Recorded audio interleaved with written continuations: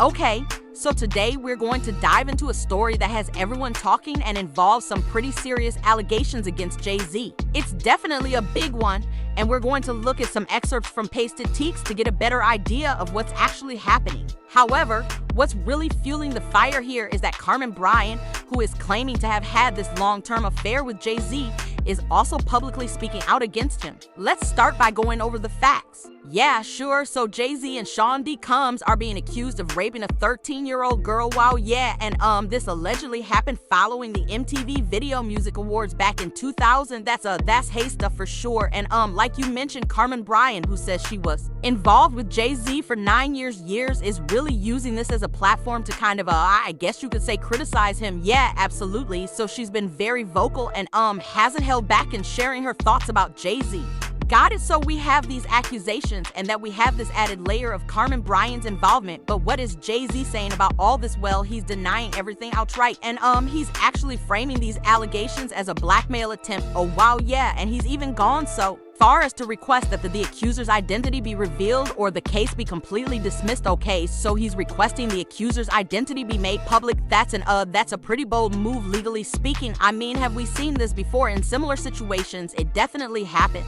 And it can be a risk of strategy, but you know, if you look at it from a purely legal standpoint, revealing an accuser's identity, sometimes it can be used to discredit their testimony or point out inconsistencies in their story, which you know could weaken the case against the defendant. I see, so it's kind of a gamble, I guess. Exactly right, but it can also backfire really badly. Yeah, you know, it can make the defendant seem insensitive, or even worse, you know, especially in the case as sensitive as this one. Yeah, right. Particularly when a minor is involved, it certainly raises some eyebrows. Given the circumstances, how do you think this will unfold in the court of public opinion? Even if he is found not guilty, could this harm his reputation in the long run? Public opinion is a strong force, and how these kinds of situations are presented in the media can significantly affect how people perceive them. This, in my opinion, is where Carmen Bryant's involvement becomes even more intriguing. Her statements that they may seriously damage JayZ's reputation also make one wonder about her personal motivations, such as what she is truly pursuing: revenge,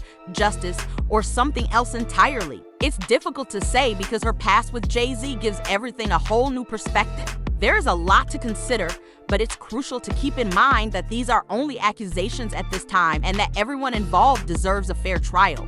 What do you think the most important lesson for someone listening to all of this is? I believe the most important lesson is realizing that legal proceedings are much more complicated than they may appear on the surface. It's not just about who did what, but also about how information is presented, who is speaking out, and their reasons for doing so. These factors can have a huge impact on public perception and ultimately on the outcome of a case, which is a really important point. Collide, yes, particularly when everything is in the spotlight. It gives us a lot to think about as this case progresses, so definitely. If you're listening, make sure to check out trustworthy news sources and legal analysis to stay up to date on the most recent developments. This one will definitely keep us all on the edge of our seats. Thank you for breaking this down for me. No worries, until we meet again.